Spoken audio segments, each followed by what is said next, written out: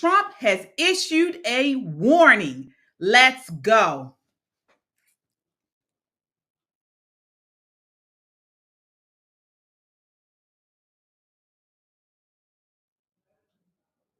All right. Happy New Year, everybody. It's New Year's Eve 2024, and it's time for Pop and Politics.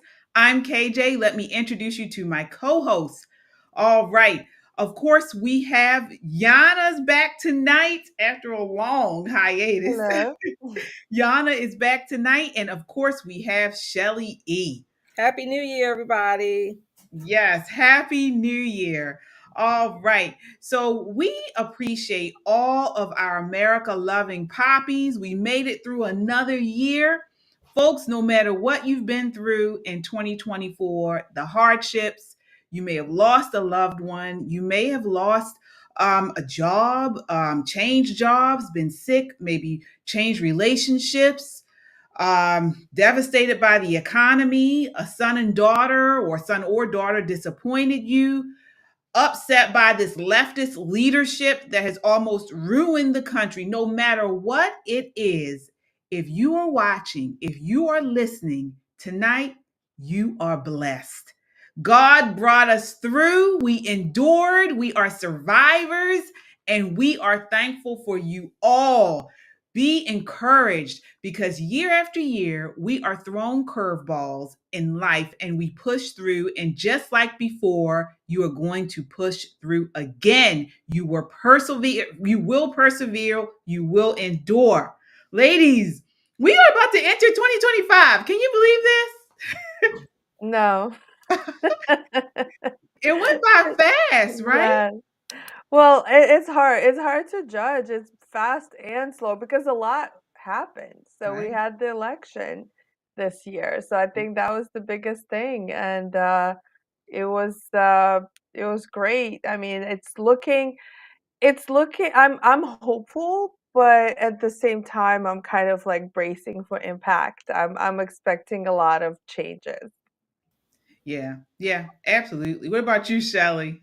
I was just talking to a friend earlier saying, remember when we were kids and we were thinking 1999 or 2000? Oh my gosh, that's for old people. That's not going to ever happen. Well, thankfully, it's 2025, and like you said, we have gone through not just 2024, we've gone through all the decades prior. So look, I'm just grateful. I am so thankful. Challenges come, they go. People, like you said, disappoint you. We disappoint other people. So it goes both ways. I'm just so thankful. And I am looking forward to the countdown and tomorrow. And that means we're one step closer to January the 20th. Absolutely. And before we dive in, guys, do us a favor, tap that thumbs up and subscribe right now. When you hit that like button, it helps in the algorithm. We want to get our voices heard. We want to beat MSNBC, Joy Reid, Roland Martin, all of those leftists. We want to get right up there and get our voices out there to the people. So hit that thumbs up. It's greatly appreciated. As we always say, we're here on YouTube and Rumble, and you can listen to us on Apple Podcasts or Spotify under the name Pop and Politics. We love our chat. We shout out all of our super chats. So it's the best way to get your voice heard in the conversation and to show your love for conservative content. Folks, we appreciate you all. I mean, you don't have to be with us tonight. You don't have to do your super chats like you do or the cash apps, but you do, and we certainly appreciate you. We would not be here without you all. Thank you so much for showing us the love, and we appreciate you guys tonight and every night. So, folks, this is not just a podcast. This is a movement of God-fearing, truth-seeking, America-loving people that value freedom. Stand with us. If you haven't done so already, subscribe so we can amplify this rallying call for freedom. All right, ladies, let's set it off. All right, so we're going to get right into this. I want to talk about what Trump said in this press conference. So Trump says all hell is going to break out if Hamas doesn't release the hostages by the time he gets to the inauguration. Take a look. This is clip 3. Can you tell us what you said to Prime Minister Netanyahu in your call on Saturday? Yeah. And have you spoken to President Putin since your election? Well, I'm not going to comment on the Putin question, but I will comment on Bibi. We had a very good talk. We discussed what is going to happen, and I'll be very available on January 20th, and we'll see. As you know, I gave warning that if these hostages aren't back home by that date, all hell's going to break out, and very strong. But we. Wow. America is back. Don't play with us. But if you do, you F around and find out. Shelly, what do you think of that? Look, I love it. I am sick of terrorists and people who just cause all kind of mayhem over other people's lives, innocent people at that, not even people that they are fighting in a legitimate quote unquote war. But I'm sick of it.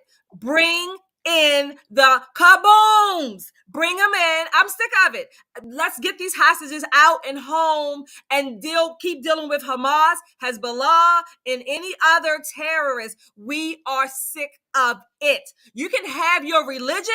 You can have whatever it is you want to believe, but your religion does not give you the right to just go blow up people, take them from their homes, kidnap, brutally rape them. Enough is enough. This is 2025. This is not prehistoric world. Yeah. Yeah, Yana, I mean, before I get your thoughts on this, folks in the chat, if you want our hostages back, hit that thumbs up. As of December 29th, it has been 450 days since Hamas abducted civilians during this October 7th attack in Israel. Currently, 100 hostages remain in captivity, including 7 Americans. Bring them home. Yana, what are your thoughts on this? It's amazing to me that there are, like you said, over 100 hostages, including 7 Americans, and the Palestinians and the Palestinian supporters are crying like they're the victims. I can't comprehend that. While they're literally holding people hostage, they're crying that they are the victims. It's ridiculous. We need to finish them off.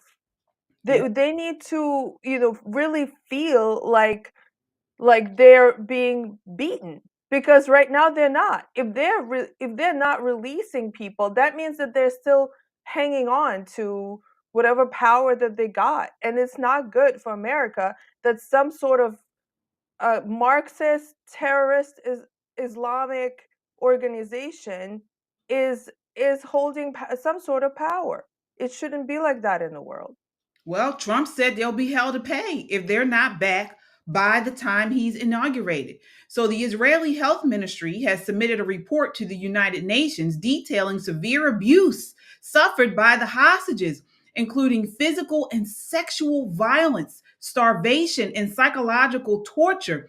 The report highlights that minors were forced to commit sexual acts and that many hostages endured branding and severe beatings. The ongoing crisis has prompted calls for action to secure the release of the hostages, with public demonstrations and memorials being held. I mean, this is outrageous that this is still going on. And it looks like I know I saw someone in the chat talk about thank God Trump is in the mantle now and leading America, because Biden has been not only a lame duck, he's not just a lame duck, he's just been nothing for us. Yeah. So we will continue to keep them in our prayers, all of these hostages. Bring our American brothers and sisters home if they're still alive. But we pray that the families get some type of closure, some type of peace, and get an end to this. We do. So I want to move on to this next topic. So as you guys know, Trump is being inaugurated on January 20th. And we've seen a lot of Democrats, a lot of people on the left beat up the, have a change of tune as to how they treated Trump during this election. This is actually Chris Cuomo. Take a look here. This is clip 1. What I found completely appalling and outrageous was how unimpressed lefties were by Trump getting shot in the head. And how many of you would say, will you stop saying he got shot in the head? It just nicked his ear.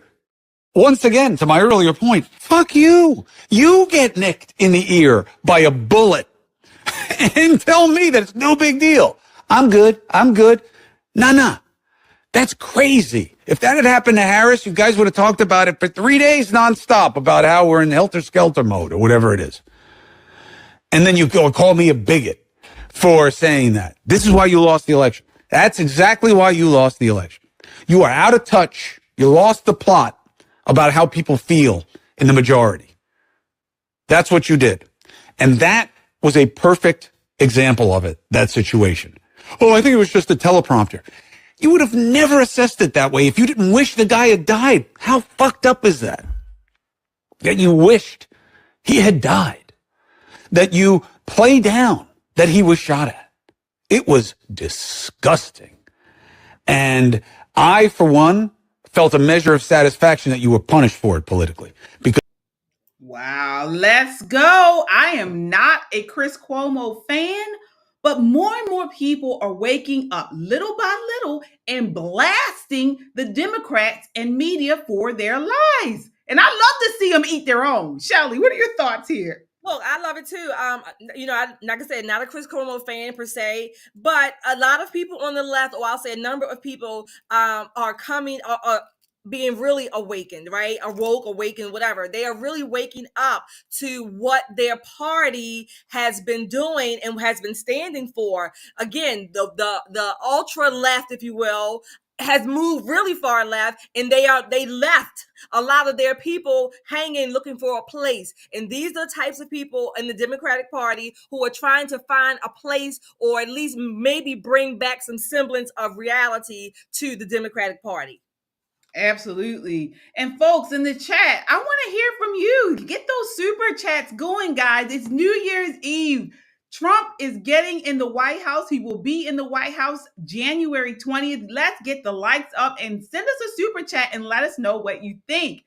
Yana, do you love when these lefties eat their own or what? Totally. And the fact that he said they would talk, if this happened to Biden or Kamala, and they would talk about it for 3 days. 3 days? They would talk about it forever. They would never stop talking about it. This would be the only thing they talk about.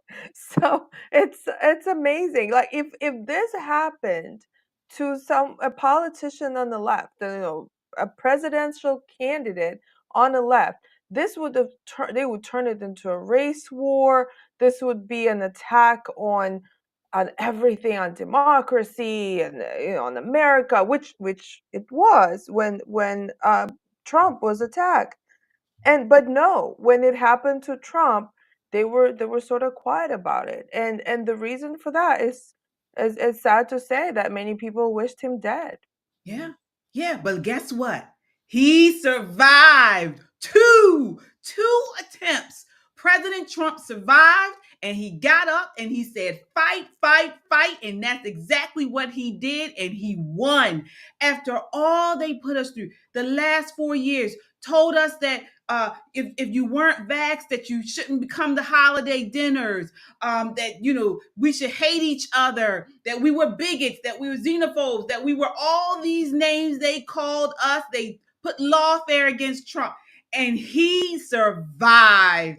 2025 can't come here fast enough. I love to see these lefties eat their own. And here's another one. Don Lemon gets destroyed on the street doing man on the streets. This is what this piece of crap Don Lemon has been left to. He's fired from CNN, and now he's doing on the street interviews, and he's still getting his lunch eaten. This is clip 2. Take a look. Women I've been talking to are really, really concerned, and they're emotional. And I think a lot of them have a right to be. Politicians aren't perfect. They're imperfect like everybody else. Trump's rhetoric isn't for everybody. His style isn't for everybody. We got a lot of good things done under Trump. Okay, then what they did, meaning a woman's right to choose, is removed under That's Trump. not the only issue in this world, okay? A percentage of the female vote went up 2%. So are those women crazy? I mean, it's not 50%, but it's high 40s, and he got that. So ask those women, like, they voted for Trump. So clearly it wasn't just abortion was the issue. Now, I agree. Even in very Republican states, pro-choice amendments have done very, very well, okay? So it is a concern. I think most people are pro-choice, okay?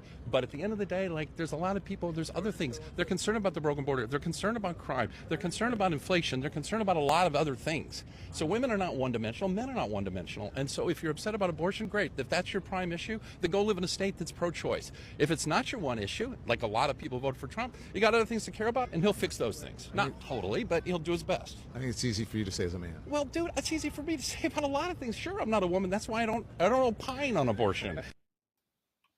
Shelly, he didn't know what to say. Well, I'll tell you what the man should have said. Don, you act like a woman, so that's why you opine on it. I mean, you like to take it more than you give it, allegedly. So that's why you act like a woman. That's why you like to opine on these things too. But Don Lemon, he's trying to find his way, except he still finds comfort in the ass, allegedly, of the DNC party left. Yeah, Yana, he was trying to get him. He was trying and he couldn't. That man, the one that he interviewed, he was so balanced. Mm-hmm. He wasn't, pushing one agenda or the other. He even said, it's still an issue for people in red states. He wasn't trying to argue the abortion question even at all. But he made a good point that women are not one-dimensional, men are not one-dimensional. There are other issues that Americans care about, but because he made so much sense, Don Lemon he couldn't take it. He was like boiling on the inside as this man was speaking sense. Mm-hmm. And then the only thing he could say is, identity politics again. Oh, it's easy for you to say if you're a man. So why are you asking a man this question then? If that's how you're going to respond? Correction, Yana. Don Lemon does take it well, I guess, allegedly. Yeah, absolutely. I 100% agree. And did you hear the part where he mentioned, these leftists think the world is going to end now that President Trump was elected? What do you tell these people that are under an immense stress? This is what I was going to ask you all. Some of these leftists, like Michelle Obama, you guys recently saw how she gave a holiday message. And she said something along the lines of "Happy holidays, everyone. I know it's been a difficult few months for so many of us, and that folks are feeling a little bit anxious and uncertain." This is Michelle Obama's holiday message. They continue to push this type of fear and like the world is going to end. What do you say, Shelley, to these leftists that to let them know, give it a chance, give Trump a chance? I would tell them, fuck you. That's what I would tell them. Okay. They're gaslighting. I don't really care. If they came to me with that, I literally would say, fuck you, back off. Okay. Cause it's not going to happen over here. Find someone else. Cause you're not gaslighting me. I'm quite content, excited, looking forward to it. But for you, fuck off. Yeah, I know. What are your thoughts there? What would you tell these people that, especially when you see this Democrat leadership continuing to stoke fear and identity politics, and they're still on it? I mean, it doesn't really bother me because, I don't care what they say. And if that's how they want to feel, if they want to depress their people who follow them, so be it. That's what they get. That's what they get for not having hope in America. And they were depressed already. I mean, you can't, they were, the reason why we even got I don't know why we got Biden. But the reason why they're even supporting leftist policies is because they're depressed. The whole leftist mentality, it comes from fear. They're afraid that they're not going to have government who's going to feed them. They're afraid, I don't know, so many things. They were afraid of COVID. They were afraid of uh, the what is it, colonialism or Oh, right. The patriarchy. patriarchy, like some just ridiculous things.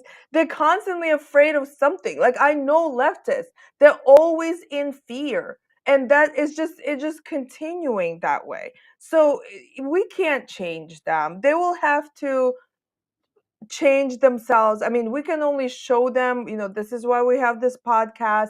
Their people are going to keep fear mongering them because that's how they keep them in control. Yeah, I totally agree.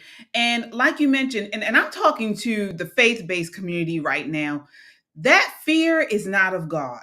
We know that that is not of God, this victim mentality, this constant fear, and things like that. And when you see the leadership within your political party continuing to push this, continuing to pull on those, pull down those types of ways, those lanes, you know this is a demonic stance. It really is. It really is. And I know some people may say I'm taking it too far. Really not. When you think about it, when you think about how the Democrats continue to push on this fear and things like that, to set aside the other things that they do that's demonic, it's not of God. And you should have no space for them in your life, and you should not be part of that party. That's just my 2 cents. I'm not saying you got to be Republican, but you need to get out of that party that continues to stoke the flames of fear because it's not of God.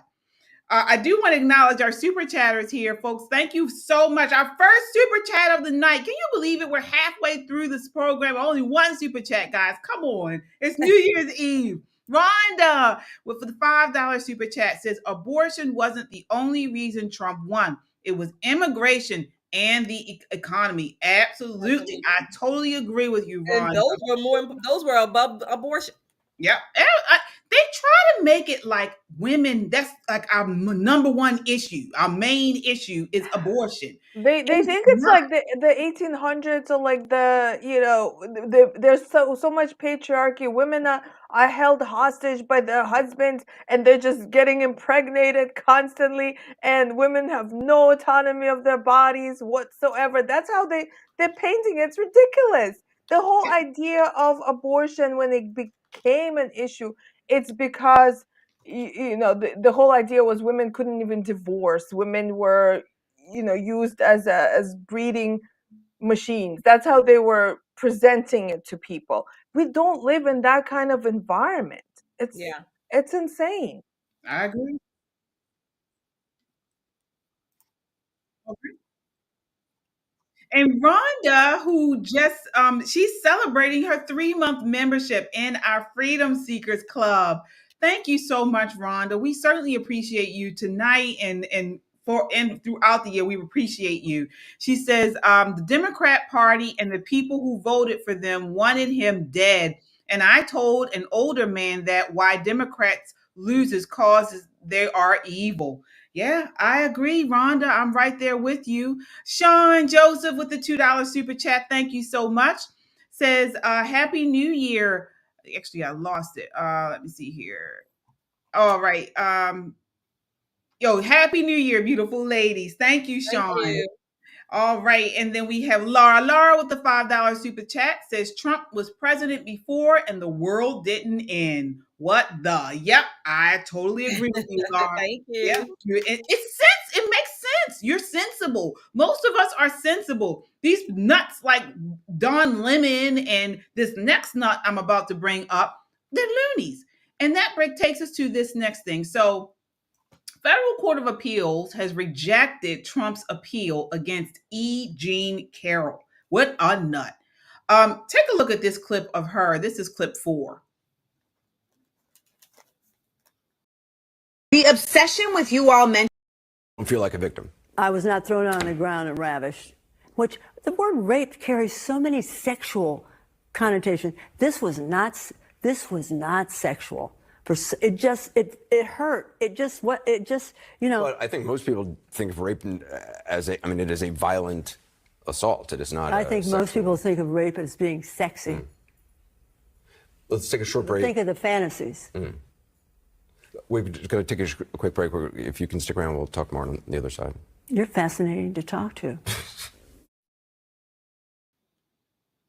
What? This is the woman that accused President Trump of the R word. I don't want to say it here on YouTube because sometimes you can get messed up over it. She's a nut. Nut. Yano, what do you think of that? She's a total nutcase. And the thing is that the reason why they blocked the appeal is because if this woman gonna have to speak and testify, they're gonna be like, Trump would win the case because she's a total nut job. And when she would start talking about that whatever happened as something sexy and how she wished she was being thrown and ravaged, this would just not work. That's why the system is still against Trump. I mean, they want to keep it on him. So that's why they're not letting this case to go through, because this woman and in fact, if real jury would really look at the case, they would probably decide that, it didn't happen. Whatever she's claiming didn't happen because she's insane. She's insane. Shelley, this woman is a nut. Yeah, that's putting it mildly, I guess, in a way. Number one, she said Anderson was fascinating to talk to. I think she wanted to ravage Anderson the way she said that. I mean, it looked like, then rape is not about, she didn't say it's not about sex. Many people fantasize. Well, those people who fantasize about raping people are usually either socio or psychopathic people that, until they do something, unfortunately, they get to roam the streets. But when they do something, we find out how truly twisted and evil they are. So I don't know what she's talking about, except she was the perfect celeb, if you will, to use to prosecute Trump for all of his sexual escapades, if you will. She was the compilation of the women that he may have had trysts with, the Stormies and all the other people. And so she fit the model to prosecute him. And granted, it was a civil case where she won all this money, but nevertheless, it was like a perfect storm, and she was the right person for that job for the moment. This was nothing but another form of the political lawfare against President Trump. It is. And she, like you mentioned, she lost the criminal case and she was able to bring this civil case and win because they're so biased against Trump in New York. I want to acknowledge our super chat here. Carly Elizabeth says, I love you, beautiful ladies. I am white woman. My sister of the heart is beautiful black woman Trump. Oh, thank you so much, Carly. Thank you. All right, we certainly appreciate you. I have another super chat here. Chadwick with the $2 super chat says, Shelly, those earrings and necklace are fire. 2A, baby. Can we do a close-up on Shelly's necklace and earrings? This is my new necklace. All right. My earrings. And this was, when I saw this, I got this over the holiday. And I saw this and I was like, oh, yeah, I gotta have it. So this is my new gift. So. Oh, nice. Yep, that's what you guys know. Anybody new to the channel knows. Let me let you know, Shelly is a hardcore Second Amendment woman. I gotta say, I had two clients at the range on Saturday. So you all I hope you all are practicing. Yes, indeed. She's an excellent marksman, and she's the one to talk to about guns. All right. So I want to change gears a little bit and talk about the horrific subway attack that occurred a couple of weeks ago where the woman was burned to death. Breaking news out today, the woman who was, according to Fox News, the woman who was heinously burned alive in a New York City subway car, it was actually last week, has been identified as a 57-year-old woman from New Jersey. Fox News Digital has learned. Says police tell Fox News Digital the woman has been identified as Debrina Kawam of Toms River. a township and coastal town located on the Jersey Shore in Ocean County. Cuomo was lit on fire and burned to death on a subway train in Brooklyn, New York on December 22nd. Officials were unable to identify Cuomo's body for days after the attack because she was so severely burned. The NYPD did not provide an official cause of death. So we covered this on our show when it occurred. What's going on in New York City, Shelley? Evil run amok. I think it is. Hopefully, these crimes are coming, or the mass of them, if you will, coming to an end somewhat, because it seems that Adams is getting his cojones back now that Trump is in office. But to me, these are the crimes, and all of these incidents are sort of the consequence of years of these politicians or prosecutors not prosecuting these heinous acts and these violent crimes. So the criminals, even the homeless people, yes, they might be mentally ill, but damn it, this particular one, this illegal immigrant, also a criminal, was evil, certifiable evil. So this is what's happening. Crime is running amok. I love New York City, as do most people. I love to go there. I catch the subway because it helps me get a little more familiar with the city. But I don't want to go right now because I know it's just a pall over the city. And I love New Yorkers. And I know this is not you. You have to put a stop to this. Yeah. Yana, what are your thoughts there? It's horrific. It's horrific that happened. It's like a third world situation. Like, this should not be happening in America. It's very embarrassing for the rest of the world. Like, looking at that, I want to move to Moscow. You know, looking at the beautiful, clean, safe metros in other parts of the world, and in America, this is what happens. I mean, that's not the only. I mean, this is the worst thing that happened so far in the metro in New York. But there's so many other things. I mean, you've seen the homeless guy covered in rats. Have you seen that there? No. It's horrific. I mean, there's a guy sleeping and he's covered with something like a blanket or something, and you lift up the blanket and all these rats come out. Then, I mean, I lived in New York, so it was already bad. There were, I mean, so many homeless people. It's dirty. It's just unsanitary conditions. It's not representative of this country. It shouldn't be like that. And I'm embarrassed when, people come from other countries and they want to visit New York, and, I have to tell them, you got to be really careful. Subways are not the safest place. It's really, really sad.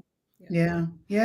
Real quick about this lady. I haven't seen any picture of her, as she was.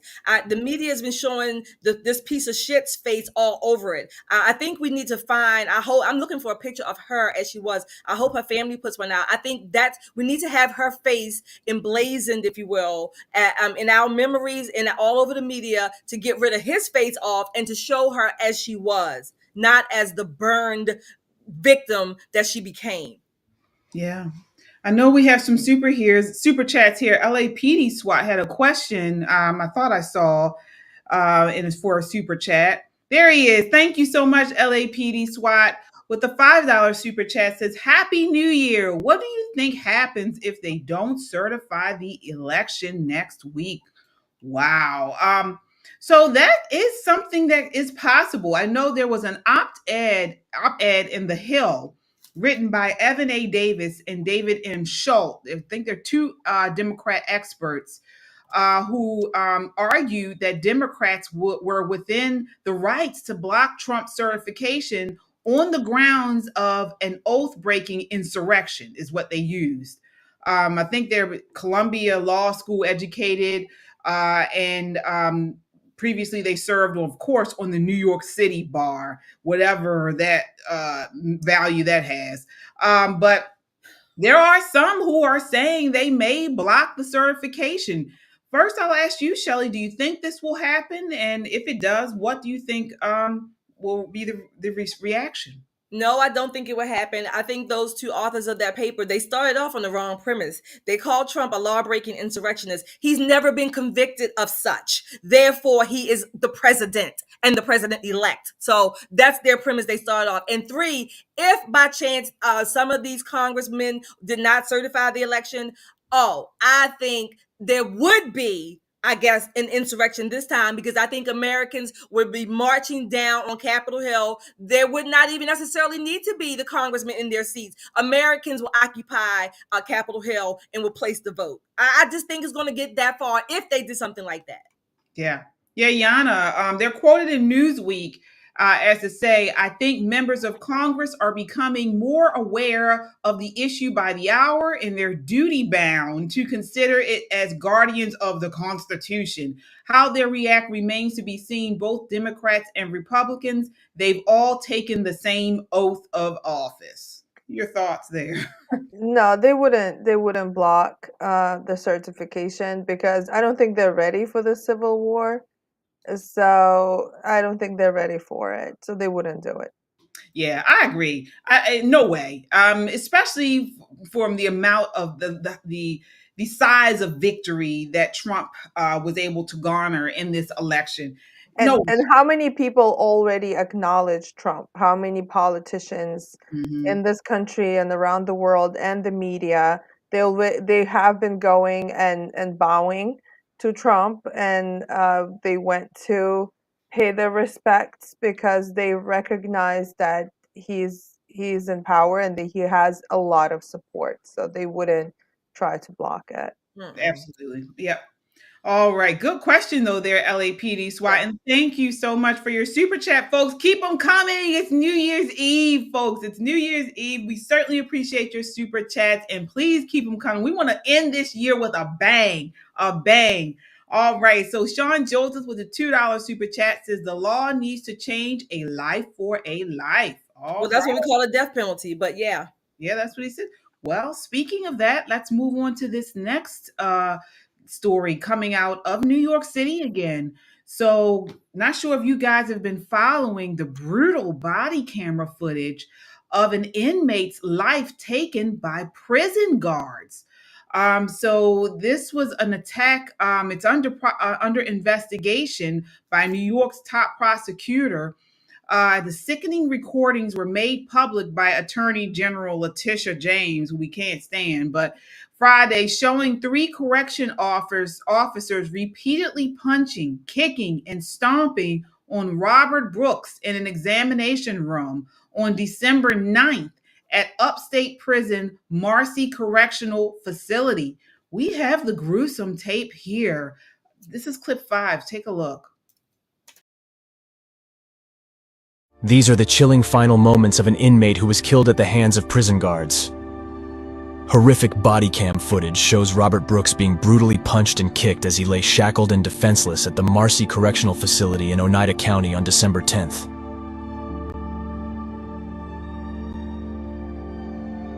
Officers can be seen repeatedly going for Brooks in the face and groin as he sits handcuffed on a medical examination table.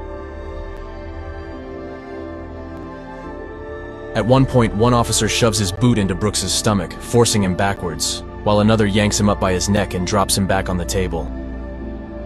As he becomes limp and unresponsive, another officer enters and shackles his ankles with a chain. They then haul him into a corner and are seen struggling to keep him upright as his body bends backwards.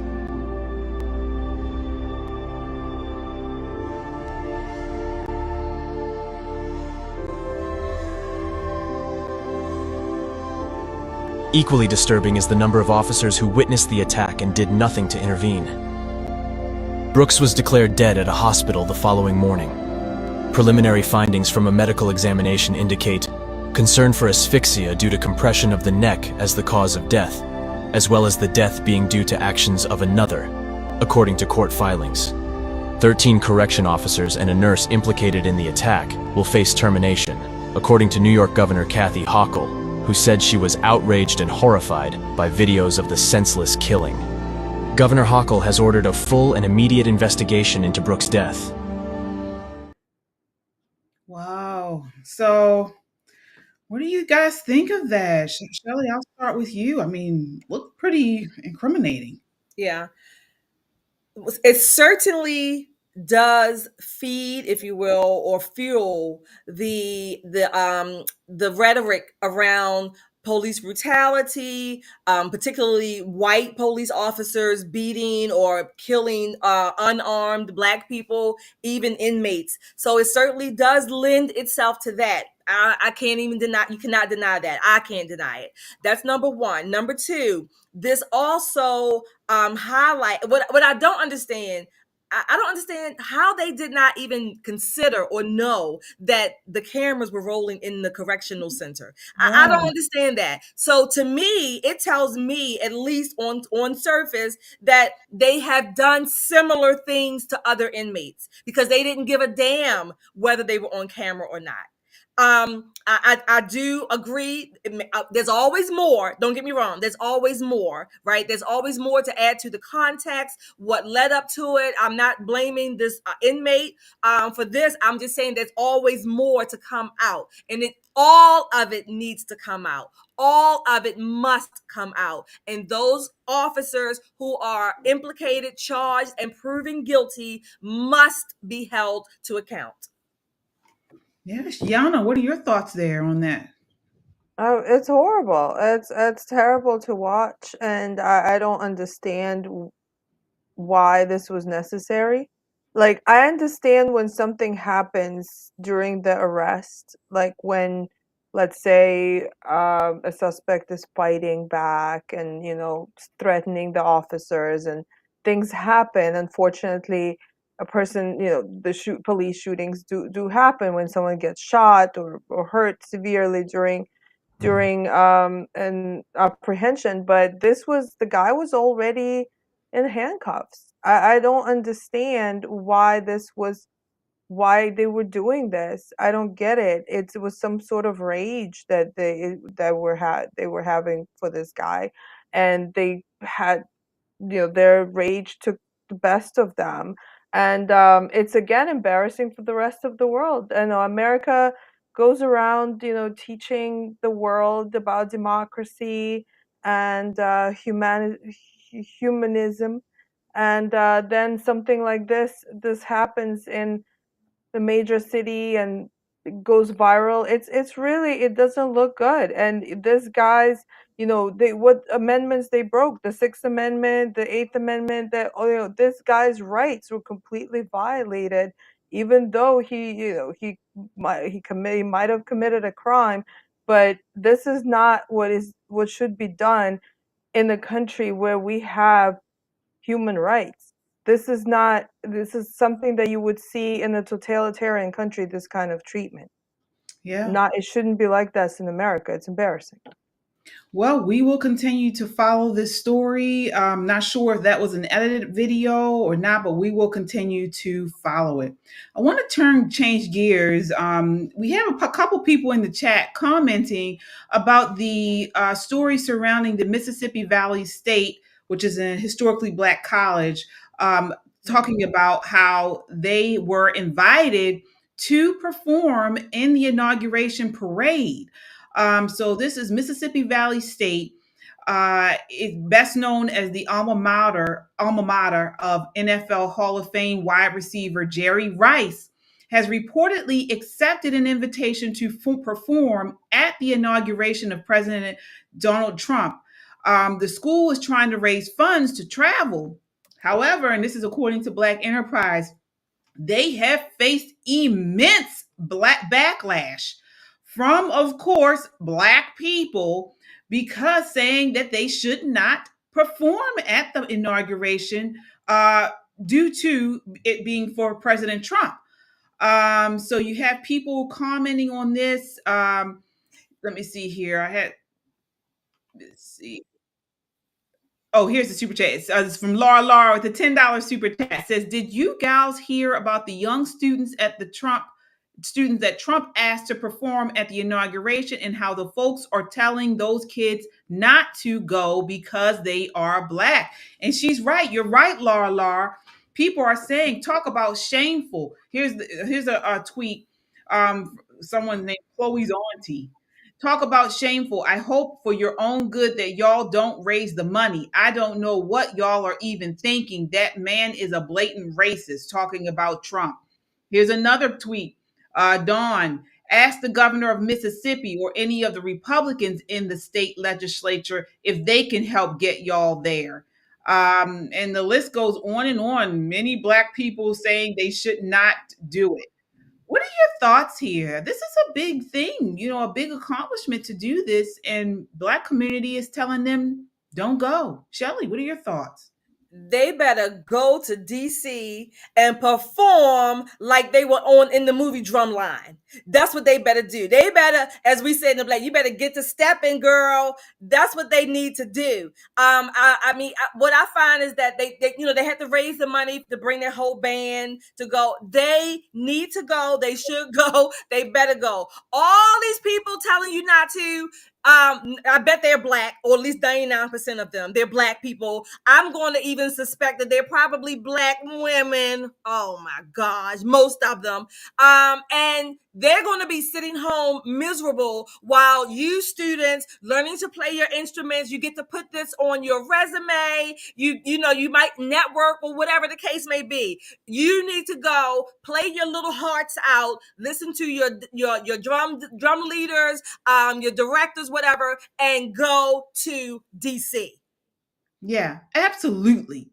Absolutely. And you know what, these people that are telling them not to go are shameful, and they're hypocrites.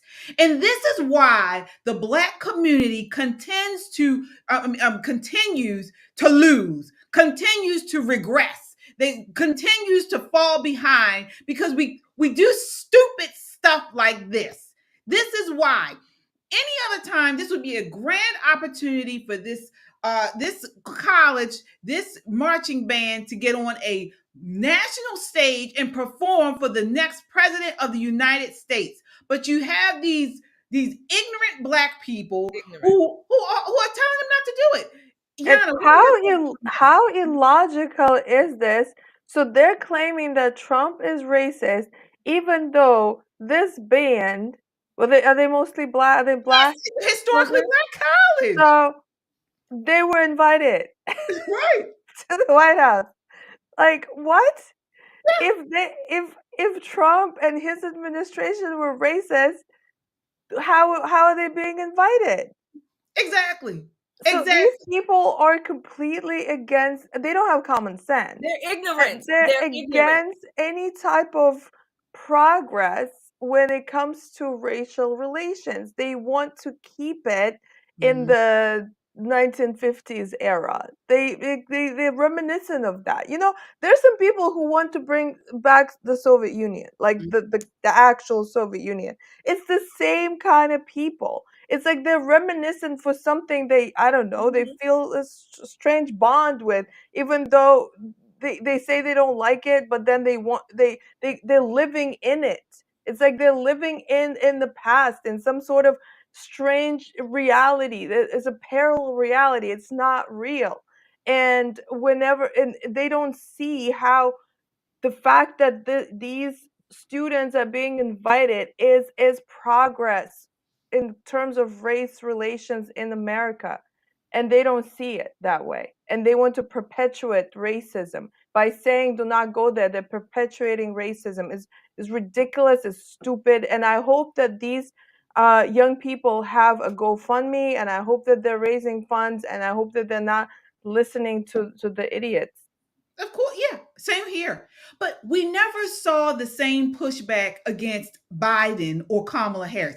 You remember in the primary how Kamala Harris herself, the person they chose to run or to replace Biden, called Biden a racist. She called him a racist literally in the primary. But you still saw, 37 celebrities, many of them Black, run behind and support Biden, support Kamala Harris. Biden's talking about questioning people's ethnicity. You ain't Black if you don't vote for me, and all this type of stuff. His policies were the outcomes were very detrimental to most people in the Black community. Nobody said a thing. They put up fundraisers. They went out and campaigned for him. But Right. Trump, who actually invites a historically Black college to perform at the inauguration, they're telling them not to go. Yeah. Who he also gave money to in his first administration, the HBCUs, right? And then not only that, I know I would, even if Trump was not the president or the choice that I would have had as president, I still would want any college, certainly an HBCU who was invited, go and play for the president. This is America. Even if Kamala Harris was president and whatever college was invited, I still would want them to do it. Yeah, right, exactly. But this is what they do. This is what they do. And folks, this is how they keep the Black community in chains. In chains. It makes absolutely 0 cents. 0 cents for that marching band not to play for the president of the United States. Zero. But if that's what they want to do, well, it looks like they're still trying. It looks like they are still trying to go. And I do hope that they make it there. But for these people, mostly Black, that are shaming them for going, shame on you. Shame on It's terrible. you. It's really it's aggravating. I cannot imagine how these young people feel, and they have to deal with all these conflicting messages that they're receiving instead of just focusing on their success. Yeah. And again, and I was going to ask you ladies, what do you, like I always do, what is the number one issue or story you think that we should be concentrating on, and it's flying under the radar? One is how the Black community, for me, idolizes race. I've said this on here before. Folks, especially if you are part of the faith-based community, if you are still out here idolizing race, looking at everything through the lens of race, that is not biblical. It is not biblical at all. It is not of God, and it's going to take you to the pits of hell, literally and figuratively. Literally and figuratively. Stop it. Stop it. You are idolizing ethnicity. You are idolizing your race, and nothing good comes of it for our community. It is enslaving you. Break the chains. I want to acknowledge this super chat here. We have a new super chat here. I haven't seen Dog Mom on here before. Thank you so much for your super chat. $5 says, I am new here and I love everything you lovely ladies stand for. Happy New Year. Welcome, Dog Mom. Thank you. Yes, thank you so much. Denise Copeland with the $5 super chat. Thank you so much, Denise. We certainly appreciate you. Folks, this is the home for sense. Common sense, okay? Yeah. It is very very few and far between, unfortunately. We're hoping and praying as we move into 2025 that more of us start to show it. But yes, we got to start having common sense. We got to stop following behind the left and their identity politics and break away from it. And that way, and only then will our community start to thrive. Mm-hmm. Many of our communities are led by nothing but Black people, and they are going by the wayside. And that's interesting. It pains me to say it. Shirley, go right ahead. No, you were saying like I don't know, an issue that's kind of off the radar that should be. And as far as culture, one of the things that I've been looking at a little bit more or less, but certainly more in the last half of the year, as far as culture, I would like us to talk a little bit more about literal economics, finances, particularly in the Black community, but in our culture at large, from maybe even on a micro level, not just a macro level, but the finances or the economics that we, mismanage, waste, don't grow, whatever the case may be. But I would like, for us to dig into that to some degree. Absolutely. And this is why, but you don't hear them talking about this on the left. Everything is about race. They don't want us talking about stuff like the economy, immigration, education, because these are issues that affect us all, regardless of race. But they want us stuck on race because that emotionalizes everything. They want us living in the past instead of looking toward the future. And we need to recognize this, folks. We need to recognize this and push back against it. And I'm so happy for this election of Donald Trump because this gives all of us hope that maybe we are starting to see some sunlight regarding this. I also want to thank, we have a Cash App, folks. We have a Cash App super chat from Karen Utz with the $25 Cash App. Thank you. Thank you so much. Yes, we certainly appreciate you. And Laura says, KJ, we are family. Yes, we are. Thank you, Laura. Laura is a longtime member here, and we certainly appreciate you. And we are family. We are family, not only of, we're family of a connection between commonalities, values. And I've said this before here, folks, you know, family, friends, these things are, we used to kind of connect because of skin color, because of proximity. But we're coming across a time where community is no longer based on proximity. Community is no longer based on how you look.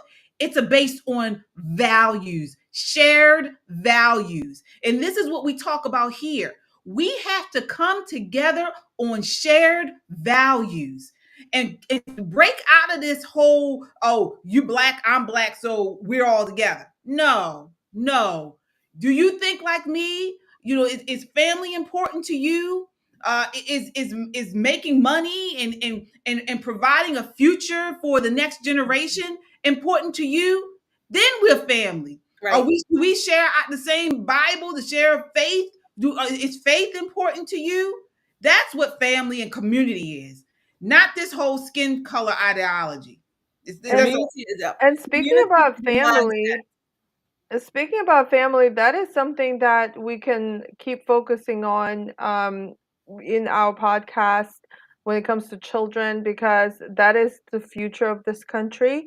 And the children, unfortunately, are not getting the right messages. They're bombarded with wrong messages in the media. I mean, that's the biggest thing, the whatever they're consuming on TikTok and on Instagram and all sorts of things that they're watching. Then they go to public schools, and whatever they're watching on social media is being confirmed by authority figures, which is ridiculous. So we need to be able to inspire and empower parents to take control of their children's futures, because right now the left has most of the control because they're controlling most of the education in this country. So that is something that is overlooked, and I think adults are not seeing the effects yet. They're not processing yet what their children are consuming, the messages that they're getting, how it's affecting them, and how it's going to affect their futures.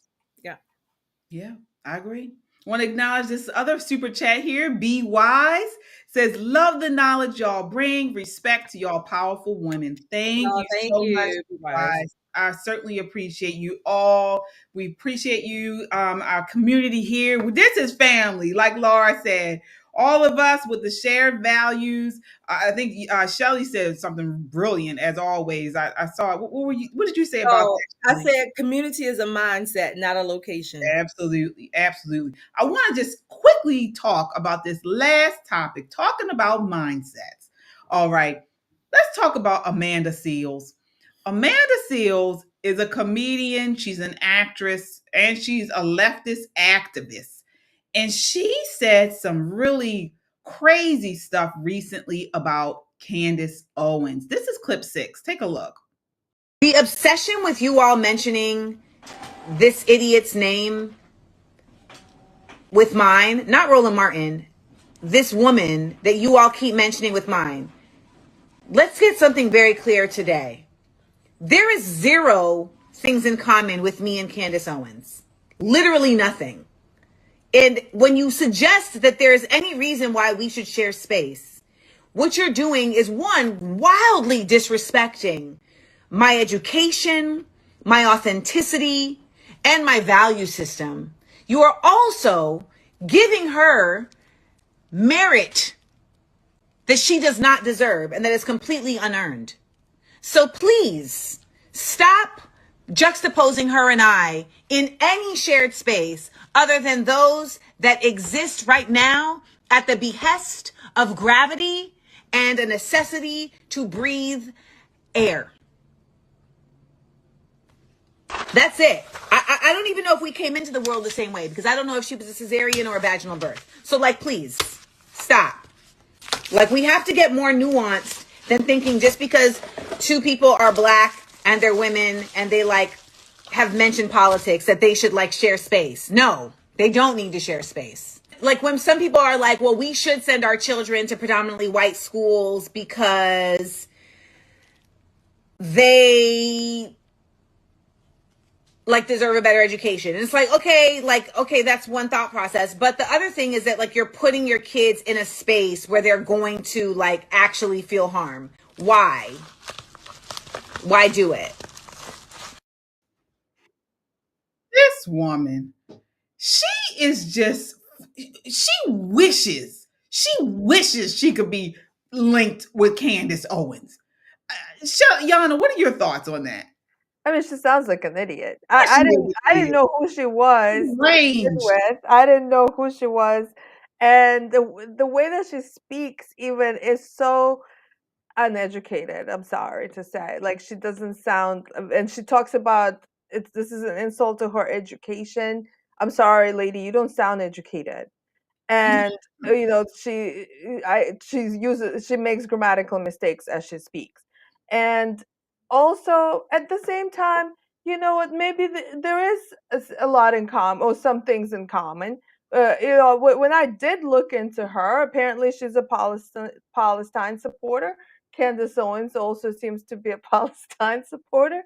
They're both, you know, outspoken and have their points of view. So, I mean, okay. So what's the big deal? So the people are going to compare you to whoever, and it doesn't really, I don't care. But this woman sounds like she's a complete idiot, and she's not very smart. And really, the fact is that I didn't hear about her. That means that she's not that important, because I don't really follow pop culture as much, and that means she didn't make it. So since I haven't heard about her, she's not that big of a deal. Yeah, and you don't need to. She's very popular in the Black community, in the Black culture, Black spaces, of course, because she's a leftist Yeah, activist. and that comment that she made about white schools and the Black children in the white schools, that was ridiculous. That was stupid. That one comment that I heard saying that you're putting your kids in danger in the white school. Like, what? What world do you live in?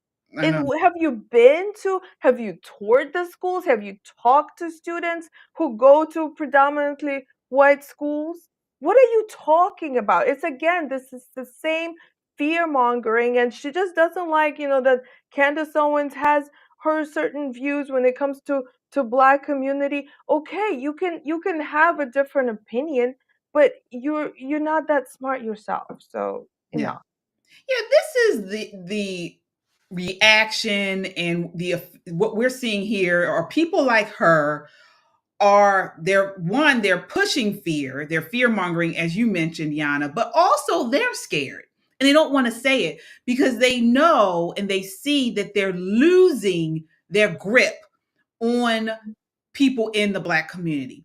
People in the Black community are starting to wake up. They're starting to understand that many of these activists are grifters, playing on the emotional trauma of slavery or whatever, or even trying to create emotional They're trauma. losing the narrative. Right. Yeah. And so when she sees that people in the Black community are tuning into Candace Owens, it makes her feel uncomfortable. It certainly does. It certainly does. And that's why she's so animated and so upset. And then she's trying to make it like she is in some way even comparable to Candace Owens, I guess, on the opposite end, which she isn't. She isn't at all. This woman is deranged. She's been fired by even people on the left, on leftist talk shows, and she's been ostracized from many communities within the acting community in Hollywood because she has no type of decorum. She doesn't know how to get along with people. She's off, clearly. And so, for her to even mention Candace Owens in the same breath is just really laughable. But this is what they do. And I wanted to talk about that. Because one question I wanted to ask is, I saw on another podcast, they were asking the question, are Black women jealous of Candace Owens? And I don't think that's it. I'm sure there are some that are jealous, but I think it's more so that they realize they're losing the grip on the Black community. On many people are starting to question the what these Black people are saying, and they see that there more of them are starting to tune into Candace Owens. She's getting a lot more play on Black media, on Black Twitter and things like that, and they see that they're losing this grip, and they're afraid. Yeah, I mean, it could be. It could be a mix of emotions that they're experiencing, because when Candace Owens was mostly speaking to, I guess, white audience, and she was more speaking to it was all about politics and Trump, and then she kind of put herself now more into the Black spaces. They don't know how to take it because she is different. She has a different message. You may disagree with her, but she's different to them, so they do not know how to take it right now. Yeah, I agree. I totally agree. All right. Well, that does it for us tonight. We lost Shelly. She had her power went out, folks. We're here in Maryland. We're on the East Coast, and we had a little bit of a storm. We did, yeah. I heard it. It was quite a storm. Yeah, we just got a downpour and a little bit of a storm. So Shelly's power went out. But we wanted to spend a little bit of New Year's Eve with our family here on YouTube. Folks, thank you guys so much for all of your super chats, all of your cash apps here, just your continued support all throughout this year. We're going to do big things in 2025. We're going to be right here, right along this conservative movement, just pushing conservative thought, pushing up our mantra for 2025 is to fight the bureaucracy. And even while Trump is in office, folks, there's a deep state that's out there. There is a bureaucracy that we must continue to hold to account and to reject. And this is what we're here to do. So Yana, any final words for 2024 for our community here? Well, today's a special day. It's New Year's Eve, and growing up, this was the biggest holiday where I grew up. I grew up in Russia. It's the biggest holiday of the year. It's very magical, and on this day, we remember all the good things that happened in 2024. We say goodbye and thank 2024 for all the wonderful things that did happen. We try not to remember the bad. It is what it is. It's past.